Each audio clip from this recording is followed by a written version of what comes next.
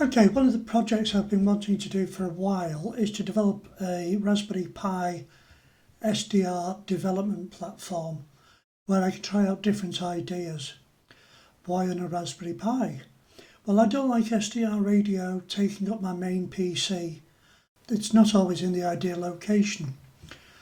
I would prefer to have it in my conservatory and have an antenna out there where it's away from interference in the house. I'd also like to be able to access it over a network so that I can use it in any room in the house, because I might be watching TV or watching activity on a band. The other reason I'd like it to be on a Raspberry Pi is I'd like it to be portable. I'd like it to have its own dedicated 7-inch screen. I do possess a 7-inch touch screen and I hope to get the touch working on it eventually. But the display certainly works and it's very useful to watch what's occurring on the band when you're using it in front of you. Additionally, if you're accessing it over a network, you can have a laptop or a mobile phone, access it through those, or even a Kindle. And it's not tying up your main devices. You can have it sat on the tabletop while you're doing something else. And maybe you'll pause what you're watching if something interesting starts happening. For instance, the ISS. I'm really keen to monitor ISS transmissions and to work the ISS amateur radio channel. But you only get about a 5 or 6 minute window every couple of days. I set alarms on my phone for it, and so far I've never managed to capture it. So there's all sorts of reasons. I'd like to use it mobile in the car. I'd like to be working one amateur radio band in the car and watching what's going on another band where I may wish to switch bands. So there's a lot of reasons why I wanted a development system. And I also want to plug in decoders for things that I haven't currently got access to on amateur radio, such as pagers, FT8, digital modes, in addition to DMR that I've already got. So it'd be really nice to dedicate one of my Pis to something really useful that I can use in the long term.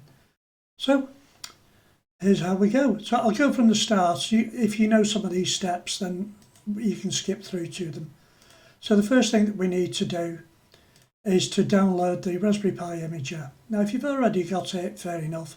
If you want to use an alternative, again, that's totally fine.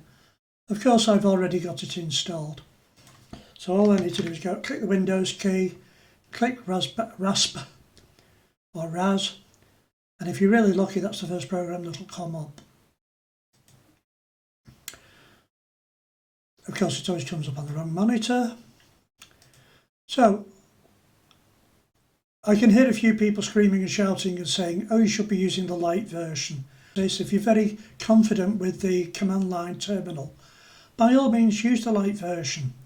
You know, I'm doing this for people who are learning and want to learn different ways of doing things.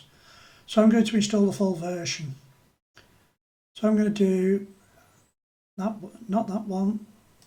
I'm going to do that one. Oh, it's the same one. It's already cached on my computer, so it won't take long to download it. Got a 30 gig stick in there. It's a USB rather than SD.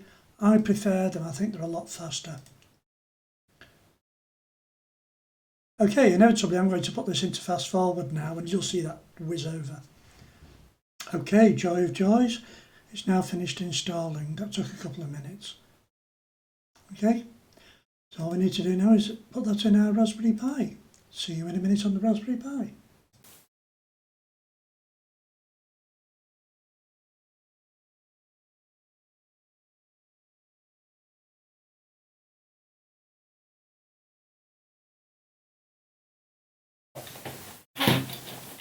Yay, Pi!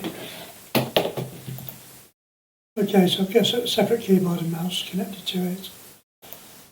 They want us to set some stuff up. And you can skip this if you know it, it's just there for information. I don't know why I'm in Belfast. Apparently, I'm not.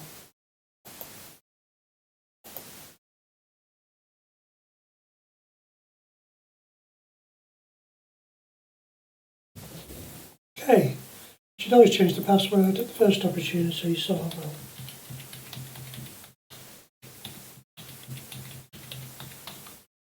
because this is going to be visible on my network. I'm trying to click on the video capture. Oh dear. You can't click on the video capture. Skip the update. Ready to go. The reason I want to skip it is to do it the old-fashioned way.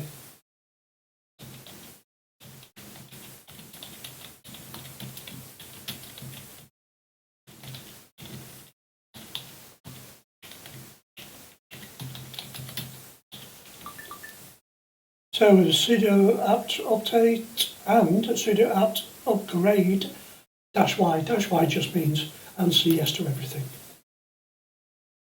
Okay. And then we also want to install GQRX.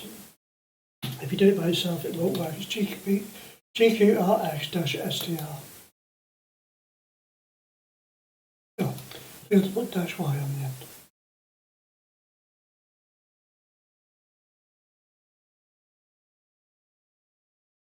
Now, all this is on my blog under Raspberry Pi SDR mini projects. So we'll start off with the foundation, and this is why I wanted the full graphical version of Raspberry Pi OS.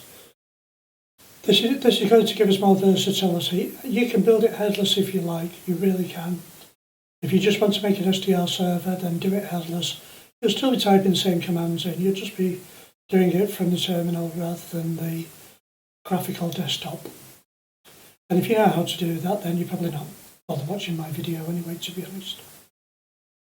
So GQRX is the radio reception software that will decode by default AM, FM, nano FM, upper sideband, lower sideband.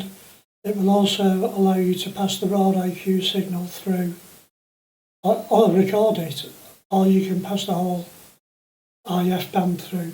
There's lots of things you can do to it.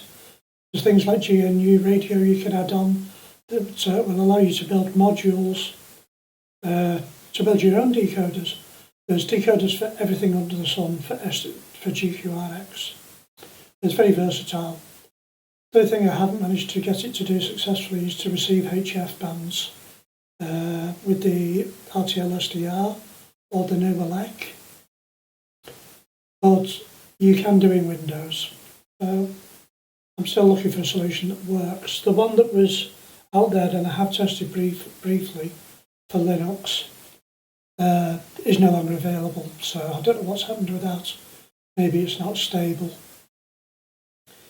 So this is the starting point of a number of projects really, and it's up to you which bits you do and which you don't. The thing with anything to do with radio is it's what you want to use it for. And yeah, you'll probably dabble at a few things and never use them again. And then you'll settle on something. And it's the same with amateur radio. People doing FTAs and stuff. Some people will dabble in it and never do it again. Others will poo-poo it, but you learn an awful lot about radio propagation and HF band characteristics. It's horses for courses, all radio stuff is. I've been doing it, 50 years. And I never lose interest because there's always something new to test. There's always something new to try out and discuss. 10 minutes later. Okay, so what I do need to do is to do the old sudo raspi config.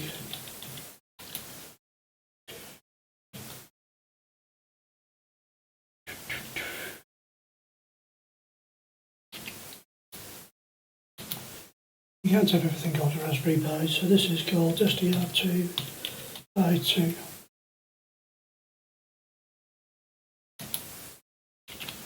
Interface options, I need to be able to SSH in. While I'm at it, I'd like to VNC in as well.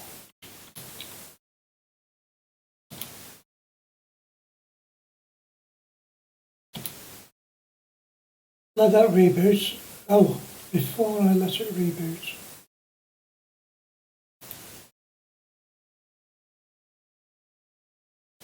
Well, actually, I will let it reboot, it doesn't matter. I just want to get the IP address, but I can get it from the VNC.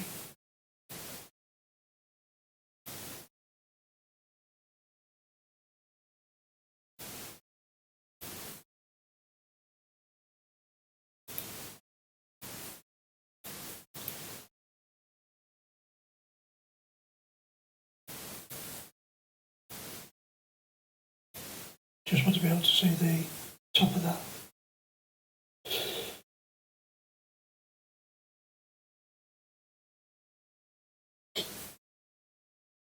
When you're recording this in real time, there's a lot more things you have to take into account, because I need to make sure that you can see and I can operate, otherwise you won't know what I'm doing and why.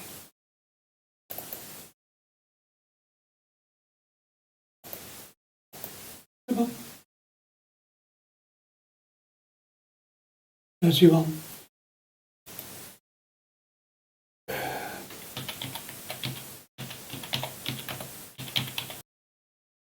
Okay, so this is a bit of a mouthful. As I say, you can cut and paste it off the blog, but I can't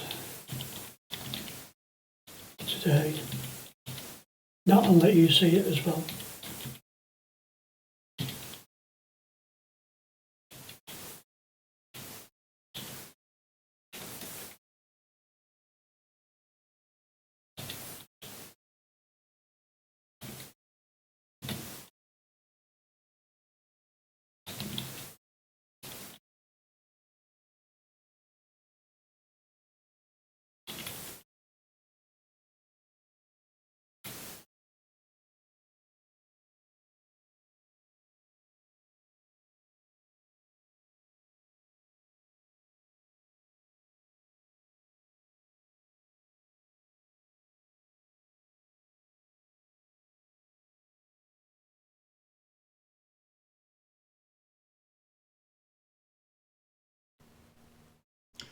Okay, so we've installed GQRX, we've installed the SDR drivers or whatever drivers you need for your radio.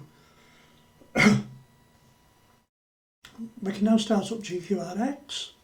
I put a shortcut on the desktop just by finding it in the menu and right clicking it. So not currently receiving anything up there. As you can see, I've installed my CSV file with all my favourites on. Here's my local radio station blasting away, so we know it's receiving. You won't hear any sound unless you either plug earphones or an amplifier into the Raspberry Pi directly. It's not going to come through on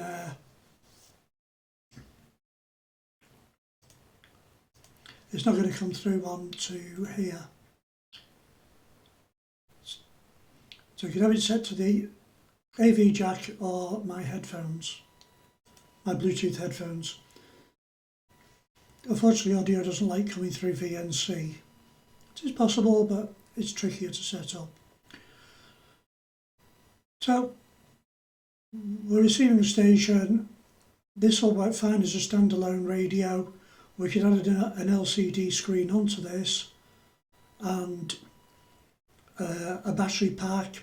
We could use it around the house, but I want to log into it remotely, and that's really easy to do.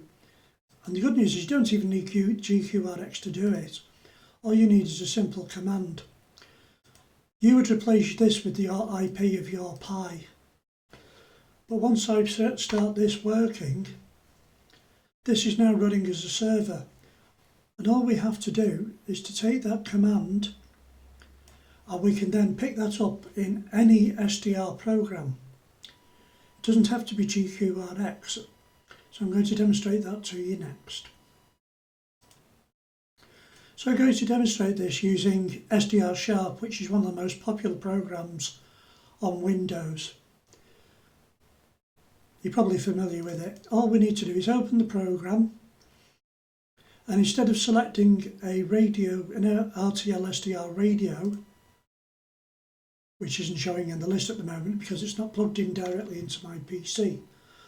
So we can set RTL SDR TCP, and all we have to do is enter the IP address and the port number. We can select the AGC, and lo and behold, we can then start that up.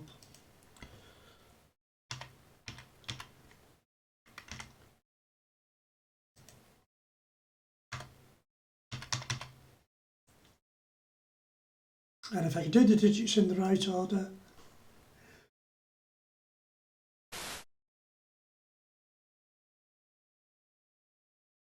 it jumps around all the time. You get down to 0 and then it jumps around.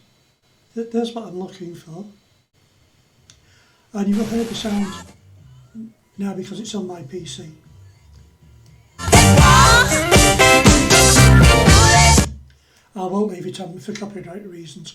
So we are now controlling the SDR remotely over our computer network. I think that's absolutely marvellous.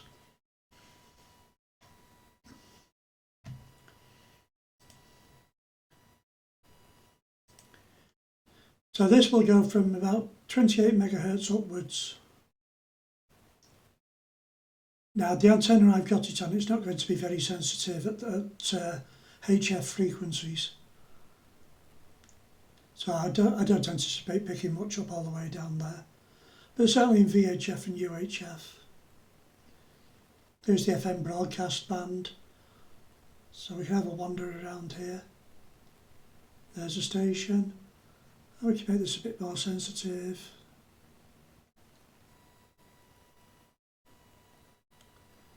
Set up our waterfall a bit better. There we go. There's a station there. And again, there's audio there.